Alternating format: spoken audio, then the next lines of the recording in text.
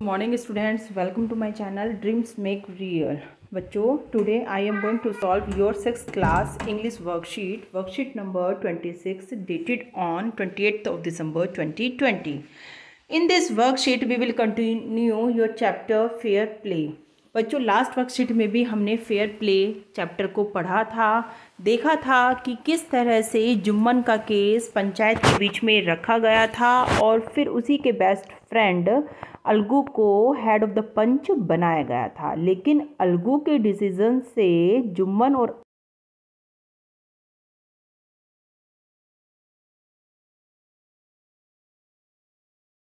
शत्रु समझने लगा था। लेकिन अब क्या होता है, अलगू के साथ भी एक प्रॉब्लम होती है। अलगू का केस भी पंचायतों के बीच में रखा जाता है और वही पंचायत बनियन ट्री के नीचे यानी कि बरगद के पेड़ के नीचे दोबारा से लगती है। अब देखते हैं कि अलगू के केस में हेड ऑफ द पंच किसको बनाया जाता है और उसका डिसीजन क्या रहेगा। चलिए पढ़ते हैं। Has your best friend your done something you thought was wrong. क्या कभी आपका बेस्ट फ्रेंड है ना, और उसने कभी कुछ ऐसा किया है कि आप सोचते हैं आपकी नज़रों में तो वो गलत है, लेकिन उसने वो काम किया हो? अगर हाँ तो येस, और अगर नहीं तो नो पे आप लोग टिक लगाओगे। Did your friend try to correct himself. क्या आपके फ्रेंड ने अपने आप को खुद से सही किया है या आपके सजेशन के बाद उसमें कुछ चेंजेस आए हैं? अगर खुद से किया है तो आप लगाओगे नो, अगर आपके सजेशन के बाद किया है तो yes. What changed after your suggestions to your friend. क्या परिवर्तन आया है अगर आपने अपने फ्रेंड को कोई सजेशन दिया है, कोई एडवाइस दी है, तो उसके बाद आपके फ्रेंड में क्या चेंज आया है? तो आप लिख सकते हैं बच्चों कि she becomes a good friend, she becomes a good person, या गुड गर्ल भी लिख सकते हैं आप, है ना। She becomes a good girl after my decision.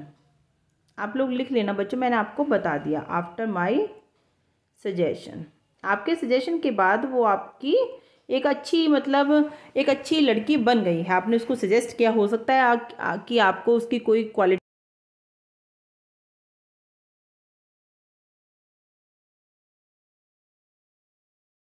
उसके बाद बच्चों हम अपना फेयर प्ले कंटिन्यू करते हैं। देखिए, the panchayat was held under the old banyan tree. Panchayat को लगाई जाती है, बरगद के पेड़ के नीचे पंचायत लगती थी, क्योंकि जुम्मन के केस में भी यहीं पर लगी थी। Alagu stood up and said, Alagu खड़ा होता है और उसने कहा, the voice of the panch is the voice of God, कि पंच की आवाज़ भगवान की आवाज़ होती है। कि पंच को क्या करना चाहिए, किसी का फेवर नहीं लेना चाहिए कि कौन फ्रेंड और कौन शत्रु है ना, कि पंचों की आवाज़ भगवान की आवाज़ के समान होती है। Let Sahu nominate the head panch. अब साहू पर छोड़ दिया जाता है कि वो नॉमिनेट करे कि हेड ऑफ द पंच कौन रहेगा। I will abide by his decision, और अब मैं उसका फिर डिसीजन मान लूँगा। कौन बोल रहा है? अलगू बोल रहा है कि साहू पर छोड़ दिया है कि वो head of the panch decide करेंगे और मैं उसका निर्णय मान लूँगा। Sahu saw his chance and proposed the name of Jumman. Sahu क्या करता है, साहू को चांस मिलता है तो वो क्या करता है, साहू सोचता है कि जुम्मन उसका फेवर नहीं करेगा और वो जुम्मन को हेड ऑफ द पंच के लिए सजेस्ट करता है। अलगू का जो दिल होता है, Algu heart sank and he turn pail.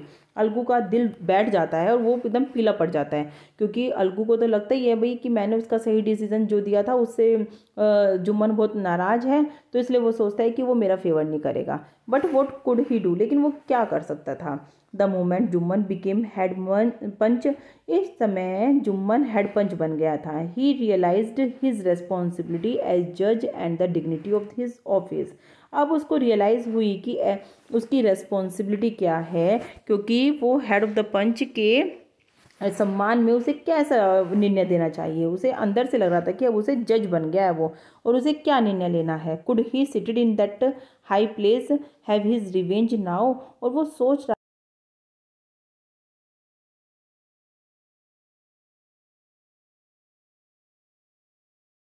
No, he must not allow his personal feelings to come in the way of speaking the truth and doing justice.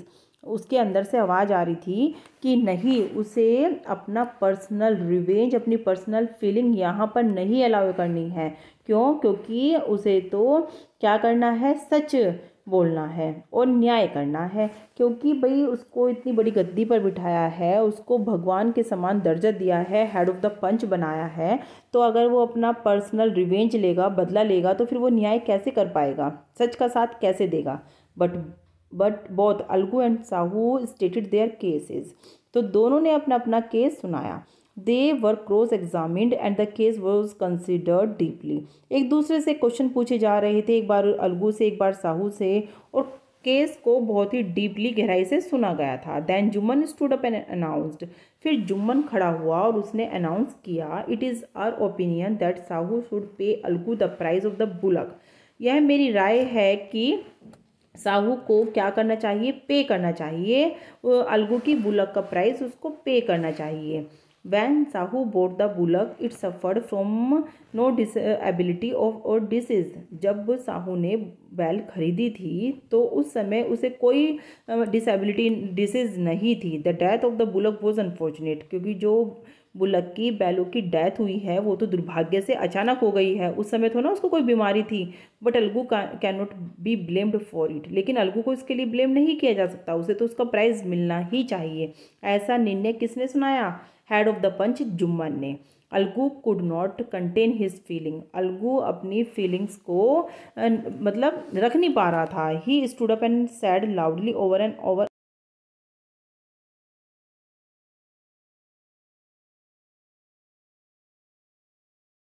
Justice, वास्तव में यही न्याय है। God lives in the voice of the panch. भगवान रहते हैं पंचों की आवाज़ में, भगवान रहते हैं। क्योंकि उसे तो ये था कि पता नहीं जुम्मन मेरे फेवर में फैसला सुनाएगा या नहीं सुनाएगा। लेकिन जुम्मन का फैसला सुनने के बाद वो एकदम खुशी से झूम उठा और उसने कहा कि वास्तव में पंचायत की जय हो, यही न्याय है। Soon after Jumman came to Algu.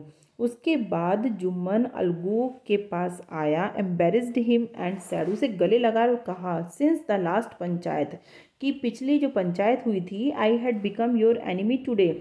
मतलब मैं तुम्हारा शत्रु तब से हो गया था। But today I realized what it mean to be a panch. लेकिन आज मुझे मतलब पता चला कि पंच का मतलब क्या होता है। A panch has no friend no enemy. ये जो पंच होता है ना, उसका कोई फ्रेंड नहीं होता, कोई शत्रु नहीं होता। उसे तो सत्य का पाथ चुनना चाहिए।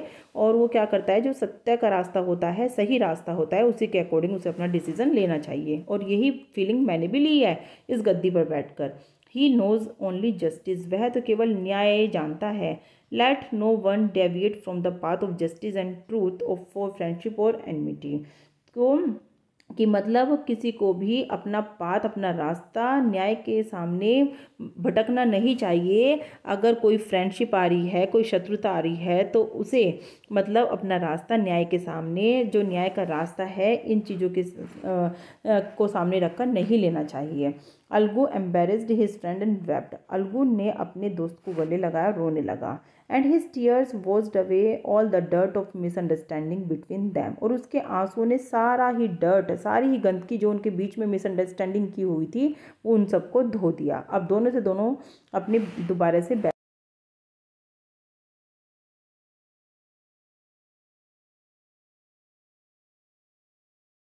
बेस्ट फ्रेंड बन गए हैं। On the basis of your reading of the passage right true and falls from the following statement. तो अब हमने बच्चों आराम अच्छे से पैसेज को समझ लिया है, जान लिया है। अब हम इसी के बेस पर अपने टिक यस और नो यानी कि ट्रू एंड फॉल्स करेंगे। बताइए बच्चों, ये मैं आपसे पूछ रही हूँ। Sahu saw his chance and proposed the name of Jumman as the head panch. कि साहू को चांस मिला था और उसने प्रपोज किया था कि जुम्मन को बनाया जाए हेड पंच। यस, बिल्कुल ठीक है। तो ये क्या रहेगा बच्चों? ट्रू रहेगा। आप ट्रू भी लिख सकते हैं, यस भी लिख सकते हैं।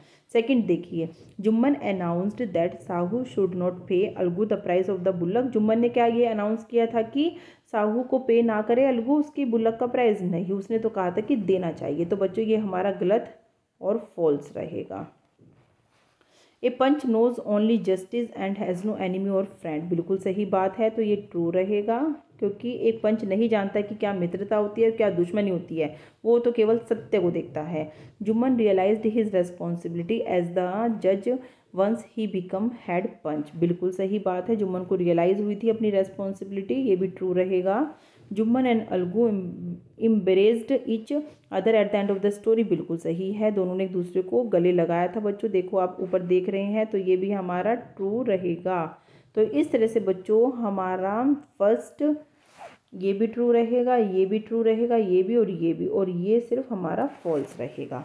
तो इस तरह से बच्चों आज की हमारी वर्कशीट फेयर प्ले कंप्लीट होती है। बच्चों वीडियो अच्छी लग रही है तो वीडियो को लाइक और चैनल को सब्सक्राइब जरूर करना। Thank you.